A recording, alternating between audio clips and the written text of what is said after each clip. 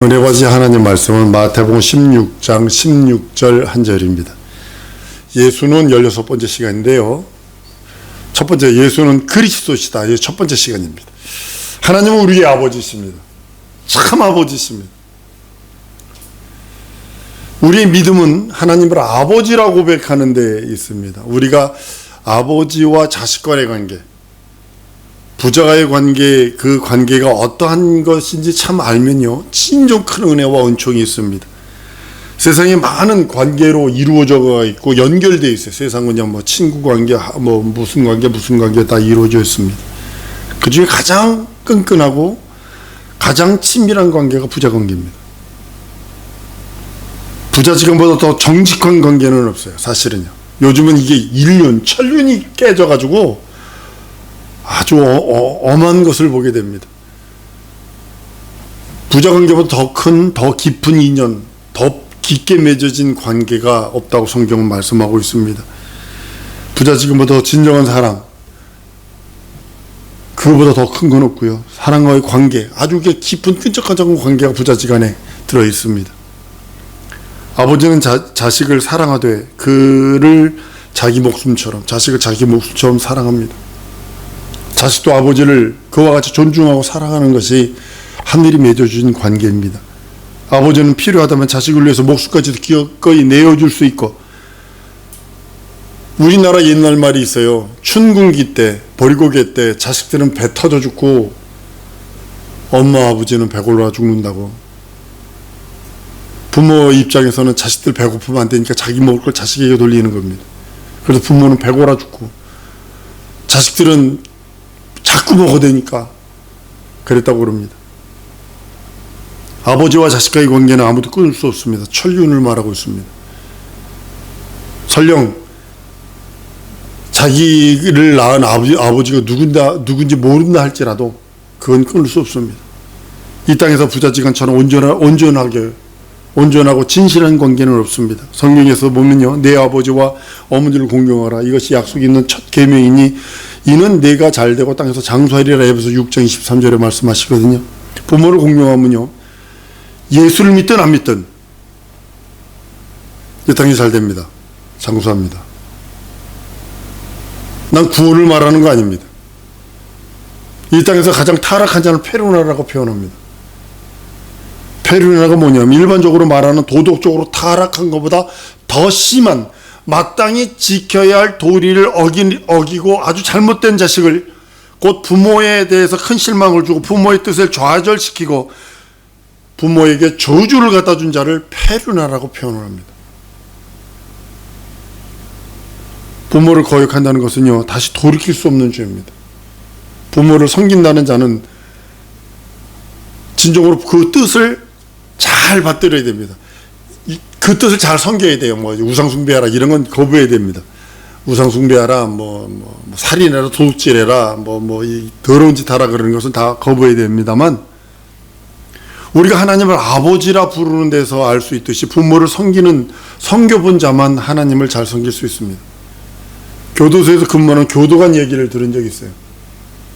살인자, 강도, 이렇게 폐악하고 패륜한 짓하고 그 더러운 짓을 해서 사형언도를 받았어요. 그 사형돼 이슬로 사라지기 전에 공통적으로 보이는 현상 한 가지가 있대요.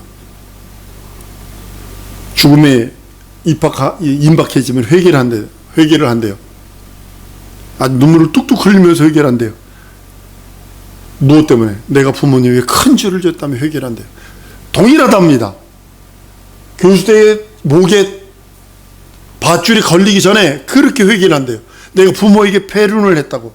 아무리 악질적인 사형수를 할지라도 죽는 자리에서 부모에게 큰 죄를 저질렀다라고 꼭 한마디는 한다는 겁니다. 왜냐하면 누구나 부모로부터 왔기 때문에 원하는 품으로 돌아가고자 하는 심성이 있는 연유에서라고 합니다. 여러분 혹시 고향이 그리우세요? 난 고향이 그립습니다. 물론 고향 그러면 무덤도 있고 친구들도 있고 뭐 여러 가지 있겠지만, 요즘에는 그게 없습니다만 대부분 무덤이 있고, 예전 생각한 무덤이 있고, 그 다음에 뭐 그런 것들이 있기 때문입니다. 여러분 아버지 그러면 여러분 아버지가 누구라고 생각을 하십니까? 나의 살과 피를 나눠준 분이 아니에요. 나에게 살과 피를 나눠준 분이기 때문에 아버지 그러는 거예요. 아버지 위에 계신 자를 할아버지라 부르거든요. 우리나라 말이요, 아주 이건 진짜 좋은 말입니다.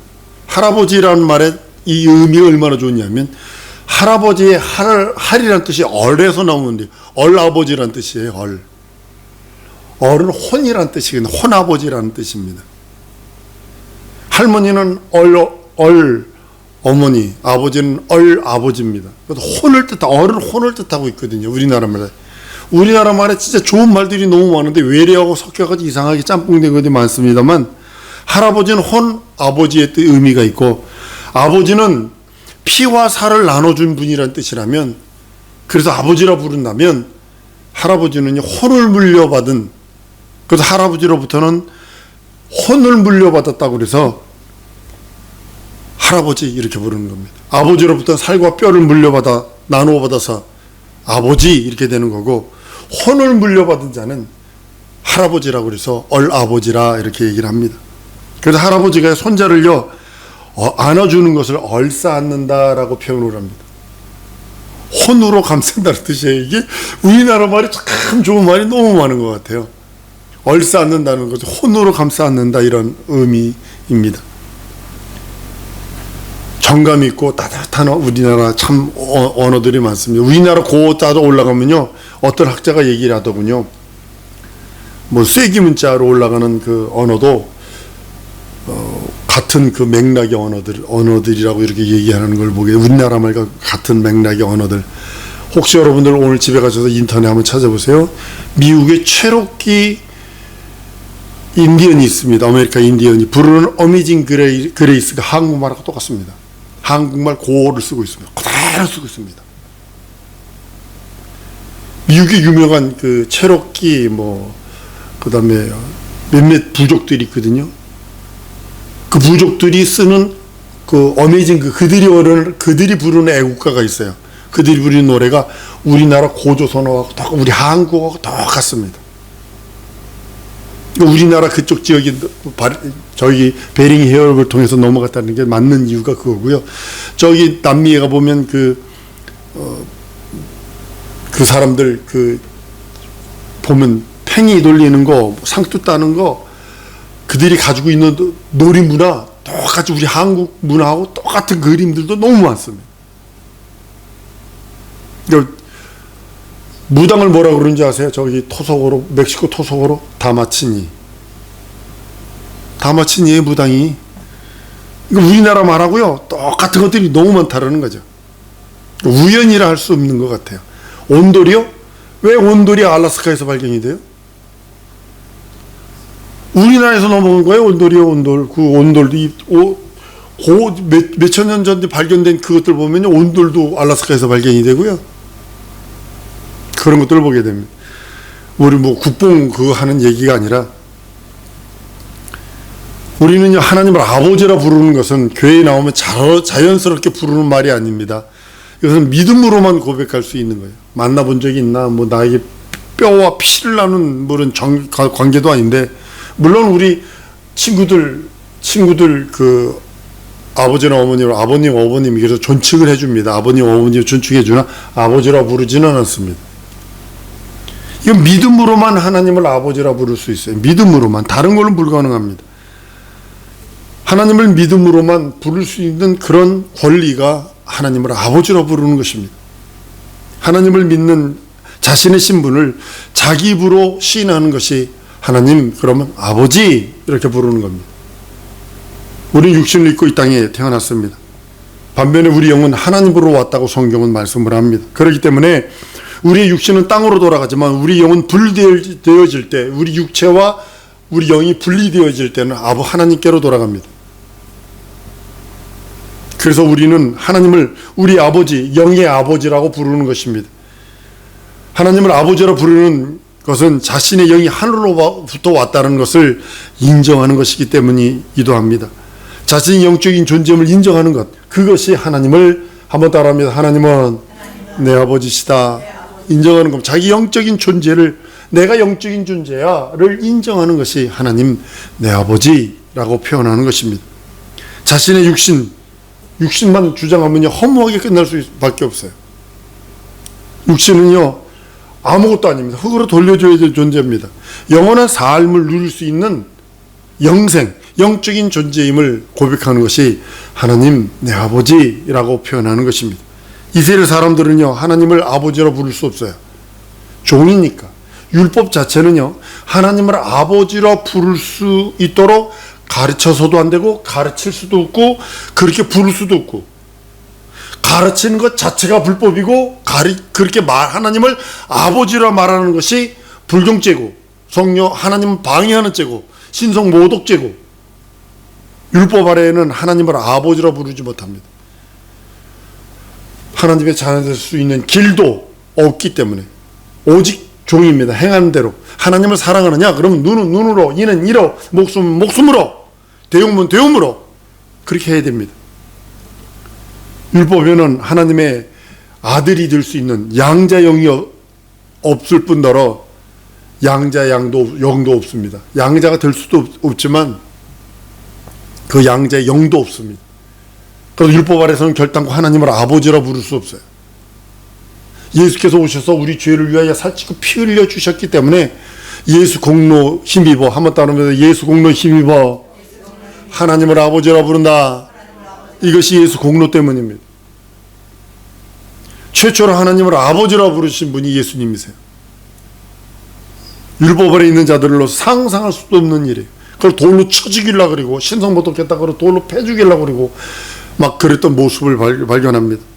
율법 아래 있는 자들은 아버지를 아브라함에 두고 있습니다.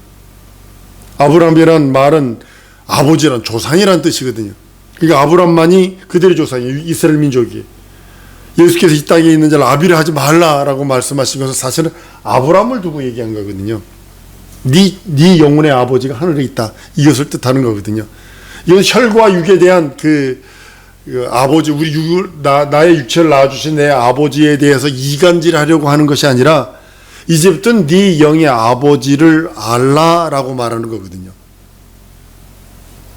예수가 이 땅에서 율법을 위반한 것이 아니라 유대인들은 율법을 위반하고 어겼다고 인정했기 때문에 예수를 잡아 죽이려고 많이 했죠. 결국은 그것 때문에 십자가에 못 박아 죽입니다. 이스라엘 사람들이 믿음이 있어서 가장 크고 가장 큰 자부심, 그것도 아브라함이거든요. 우리 조상이고 내가 죽으면 아브라함 품에 들어가는 것이 그들이 가장 큰 꿈이고, 그래서 그렇게 신앙생활을 하고 있고, 누가복음 16장에 부자와 나사로 얘기에서도 보면 나사로가 죽어 아브라함 품에 들어갔다라고 그럽니다. 아브라함은 그들의 아버지이기 때문에, 부자이기 때문에 아버지 아브라함이요, 아버지 아브라함이요 라고 얘기를 합니다. 그 부자가 그렇게 고백을 합니다. 아버지 아브라함이요, 아버지 아브라함이요. 이스라엘 민족의 최고의 믿음의 결정은 아브라함 품으로 돌아가는 겁니다. 그런데 우리는 예수, 그에게 가는 겁니다. 하나님, 그 아버지에게 가는, 아브라함에게 들어가는 건 하나님 아버지에게 돌아가는 겁니다. 이제는 예수께서 말합니다. 이제부터는 너희 아버지는 하늘에 계신 하나님이라 가르쳐 주셨기 때문에, 하늘에 계신 우리 아버지라고 가르쳐 주셨기 때문에 이제는 우리는 그것을만 믿고 예수 믿는 믿음을 견고하게 하는 것입니다. 이스라엘 민족에게는요, 하늘에 계신 우리 아버지, 그러니까 환장하는 거죠. 상상할 수 없는 일이죠. 우리 아버지는 아브라함인데 왜 또 하나님을 아버지라 하느냐라고 해서 엄청난 일을 보게 됩니다. 우리에게는 가히 상상할 수 없는, 이스라엘 민족에게는 상상 못해서 그냥 예수를 잡아 그것 때문에 결국은 잡아 죽이지만 그것을 엄청난 일이지만, 그러나 우리에게는, 반대로 우리에게는요 엄청난 은혜죠. 상상할 수 없는 은혜죠.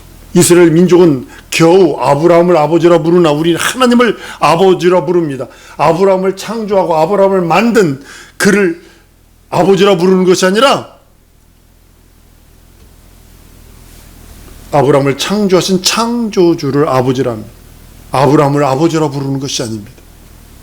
이스라엘의 죽은 뒤에는 아브라함 품에 들어가는 것이 가장 큰 꿈이고 소망입니다.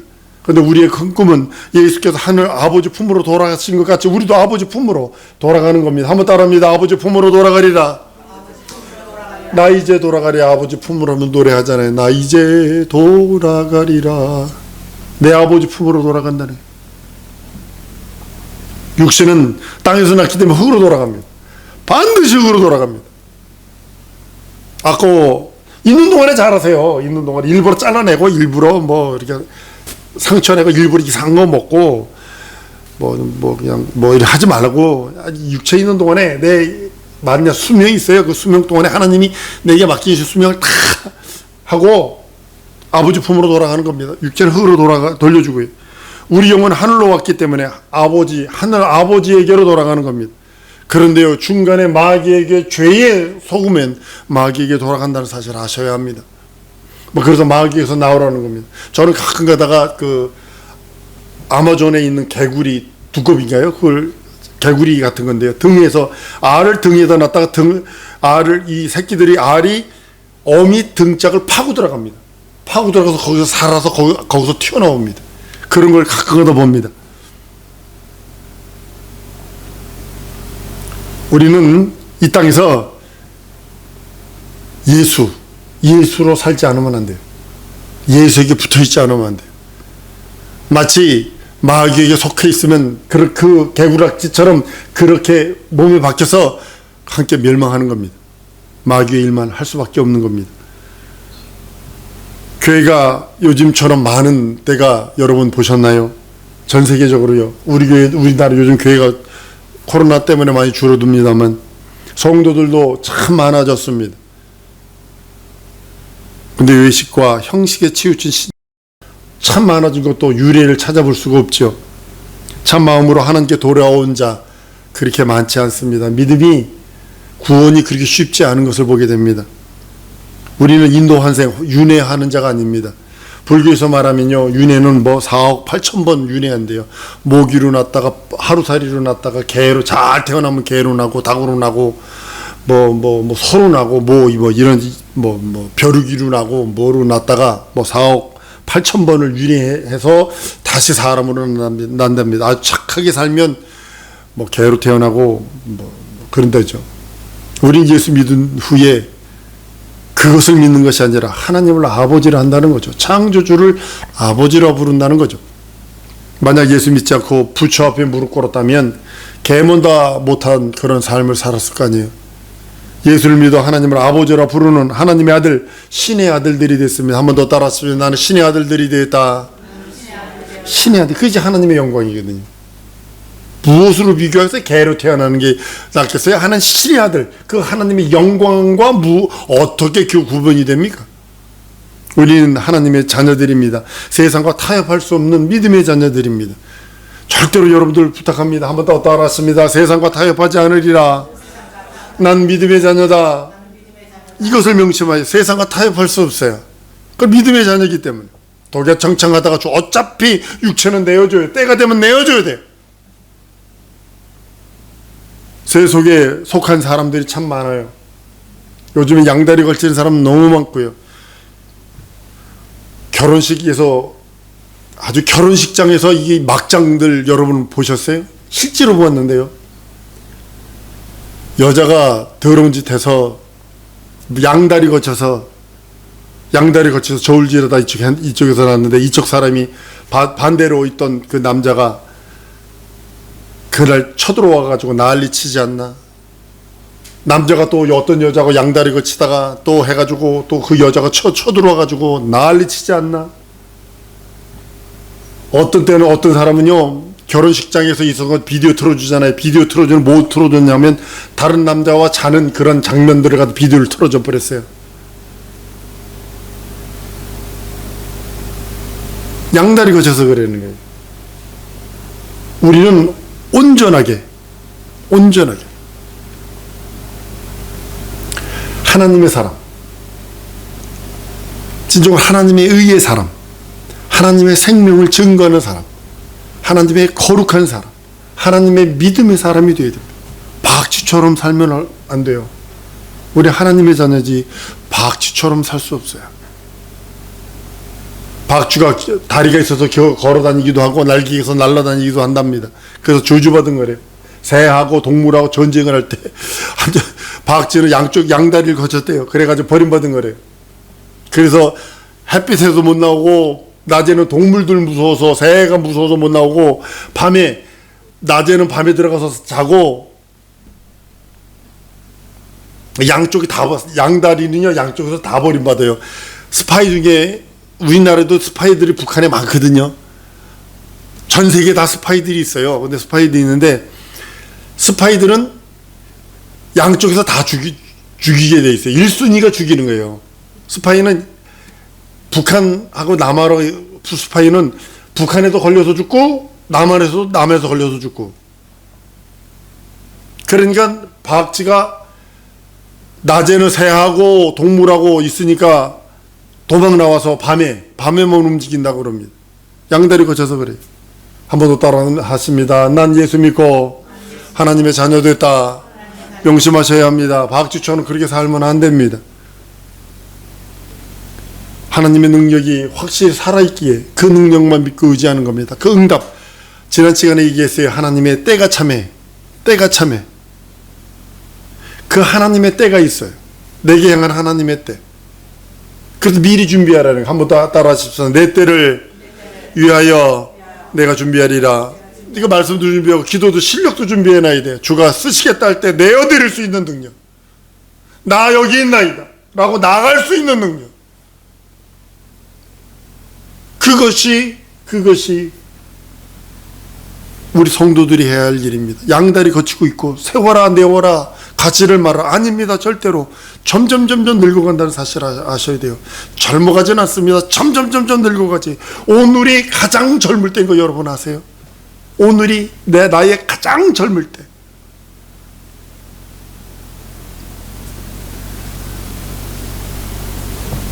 우리의 믿음은 살아있는 믿음입니다. 죽어서 없어져 버리는 것도 아니고 우리 속에서 역사하시는 이는 그리스도세요. 예수 그리스도의 그 영, 예수 그리스도의 그 생명이 내 영혼과 우리들 영혼에 충만하지 않으면 안 된다고 말씀하시는 겁니다. 나는 우리 사랑하는 성도들이 이 세상 살아가는 동안에 예수는 그리스도시다. 그리스도가 기름 부음을 받았어요. 그래서 그리스도가 하신 일이 나 대신 가난하시는 일이, 그리스도가 하신 일이 나 대신 매맞는 일이에요. 나 대신 저주받아 십자가 달려 죽는 일이에요. 내 죄와 내 저주와 내 사망과 내 안됨과 내 막힘을 담당하시는 이가 그리스도예요. 그가 나 대신 죽으셨기 때문에 나는 내 영혼은 천국 갈 수밖에 없고 하나님의 자녀되는 권세가 있을 수밖에 없고, 그가 나 대신 매맞으심으로 인하여 육체의 질고 육체의 질병 육체의 저주를 끊어버릴 수 있는 능력이 있고, 예수께서 그리스도인 그가 나 대신 가난하심으로 인해서 나는 부유할 권리를 얻었어요. 한번 따라 하십시다. 난 소유권을 얻었다. 세 가지 소유권입니다. 영권, 인권, 물권의 소유권. 이걸 받으셨어요. 그 소유권은 예수께서 가난하심으로 부욕해 하는 물권의 부여를 주셨어요. 그리고 채찍에 맞으시면 나무를 입으셨다 해서 치료의 소유권을 주셨어요. 내 영혼이 자유해방 당감 지옥 가기는 틀려먹었다. 이제는 영원토록 영원히 지옥 가기는 틀려먹었다. 그리스도가 나의 주시오. 그리스도가 내 대신 죽고 부활하셨기에 나는 지옥 가기는 영원히 틀려먹었기에 이젠 그리스도 예수 안에서 자유해방 당감만 누리고, 그리스도 예수 안에서 그 하나님의 말씀이 내 영혼에 능력이 돼서 그리스도에게 달려가는 거예요. 믿고 의지하며 그에게 순종하며 달려가는 거예요. 나의 인생의 끝자락에 우리 예수님 바라보고 우리 예수님이 나에게 말씀하신 그 말씀을 듣기를 원합니다. 난 우리 사랑하는 성도들이 세상과 타협 안 했으면 좋겠어요. 세상과 연합 안 했으면 좋겠어요. 세상을 능히 이길 수 있는 능력. 예수님 그리스도시요. 예수가 나 대신 주신 소유권이 있으니 하나님 내 평생 사랑하는 동안에 이 소유권으로, 영권, 인권, 물권의 소유권으로 하나님 나라 이룰 때까지 나와 함께 해달라고 우리 다 같이 통성으로 기도하십니다.